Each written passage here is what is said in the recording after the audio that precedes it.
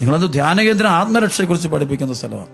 പൈശാചിക ശക്തികളുടെ മേൽ കർത്താവ് പ്രവർത്തിക്കുന്നത് ആത്മരക്ഷയ്ക്ക് വേണ്ടി വരുന്ന ആൾക്ക്. ഞങ്ങളുടെ ആത്മരക്ഷയെ ആഗ്രഹിച്ചു വരുന്നവന്റെ ജീവിതത്തിലാണ് പൈശാചികത്തെ ബഹിഷ്കരിക്കുന്നത്. അല്ലാത്തതിന്റെ ജീവിതത്തിൽ പൈശാചികത്തെ ബഹിഷ്കരിക്കേണ്ട ആവശ്യമില്ലല്ലോ.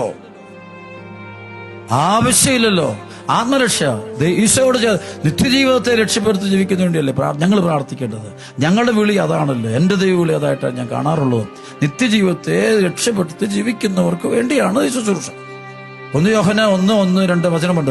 ഞങ്ങൾ കണ്ണുകൊണ്ട് കണ്ടതും കാതുകൊണ്ട് കേട്ടതും കരങ്ങൾ കൊണ്ട് സ്പർശിച്ചതുമായ ജീവനുള്ള വചനത്തെ പറ്റിയാണ് ഞങ്ങൾ നിങ്ങൾ പ്രസ്താവിച്ചത്. അതുവഴി നിങ്ങൾക്ക് ജീവനുണ്ടാകും. എല്ലാവരും നിത്യജീവിതത്തെ ലക്ഷ്യമാക്കി ജീവിക്കാൻ വേണ്ടിയാണ്, മറ്റൊന്നുമല്ല. സ്വർഗത്തിന്റെ ജീവിതം ഈശോയോട് കൂടെ ഉയർത്തെഴുന്നേൽക്കാൻ വേണ്ടി, ഈശോയോട് കൂടെ പിതാവായ ദൈവത്തിന്റെ പക്കൽ എത്താൻ വേണ്ടി, പരിശുദ്ധ അമ്മയോട് സകല മാലാഖമാരോടും കൂടിയുള്ള നിത്യജീവിതത്തെ കൊണ്ട്, അതാണ് ആത്മരക്ഷയുടെ. അതായത് ഭൗതികതയല്ല, അത് ഭൗതിക സുവിശേഷമല്ല. ഇത് സനാതന സുവിശേഷം എന്നോട് പറയുമ്പോൾ നിത്യജീവന്റെ സുവിശേഷമാണ്.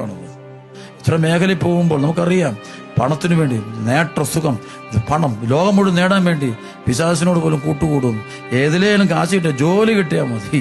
ചില ആൾക്കാർക്കൂടെ എങ്ങനെയും കാര്യങ്ങൾ നടന്നാൽ മതി. ആത്മരക്ഷയെക്കുറിച്ച് യാതൊരു വിചാരവും ഇല്ല. ആത്മരക്ഷയെക്കുറിച്ച് പഠിപ്പിക്കാൻ ആരും തന്നെയില്ല. എല്ലാവർക്കും ഈ ഭൗതിക രക്ഷ മാത്രം. എല്ലായിടത്തും ജോലി, ഇത്